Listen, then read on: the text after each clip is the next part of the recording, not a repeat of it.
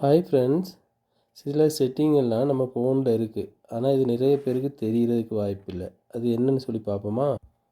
Developer option வந்து நிறைய பேர் வந்து ஃபோனில் ஒன் பண்ணி கொள்வது எப்படின்னு சொல்லி தெரியாது. அது எப்படின்னு சொல்லி பார்ப்போம். செட்டிங் போங்க.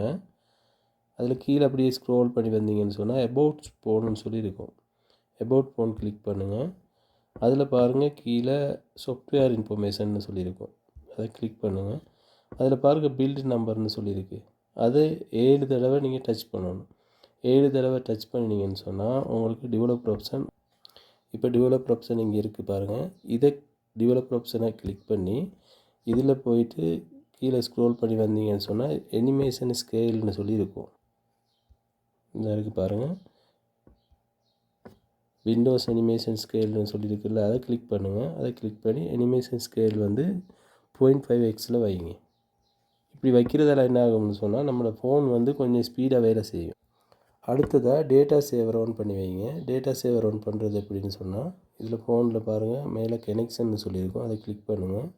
அதில் கீழே பாருங்கள், டேட்டா யூசேஜ்னு சொல்லியிருக்கு. அதை கிளிக் பண்ணுங்கள். இதில் டேட்டா சேவர்னு சொல்லியிருக்குல்ல, இதை ஒன் பண்ணுங்கள். இதை ஒன் பண்ணி வச்சிங்கன்னு சொன்னால் பேக்ரவுண்டில் யூஸ் ஆகிற. அடுத்ததாக அப்ளிகேஷன்ஸில் வந்து உங்களோட பெர்மிஷன் வந்து நீங்கள் பார்த்து யூஸ் பண்ணாத அப்ளிகேஷன்ஸ் இருக்குல்ல, அதுகளுக்கெல்லாம் நீங்கள் பெர்மிஷன் கொடுக்காதீங்க. இப்படி பாருங்கள், இதில் பெர்மிஷன் இருக்குல்ல, இதை செக் பண்ணிக்கோங்க. இதில் அன்னெசரி எக்ஸஸ் இருக்குமா இருந்தால் அதை ஓப்பன் பண்ணி வச்சுருங்க. இதெல்லாம் செய்கிறதால உங்களோட ஃபோன் இன்னும் ஸ்பீடாகவும் சேஃபாகவும் இருக்கும். ட்ரை பண்ணி பார்த்து எப்படி இருக்குன்றதை கமெண்ட்டில் சொல்லுங்கள். ஃபாலோ பண்ணி லைக் பண்ணிக்கோங்க.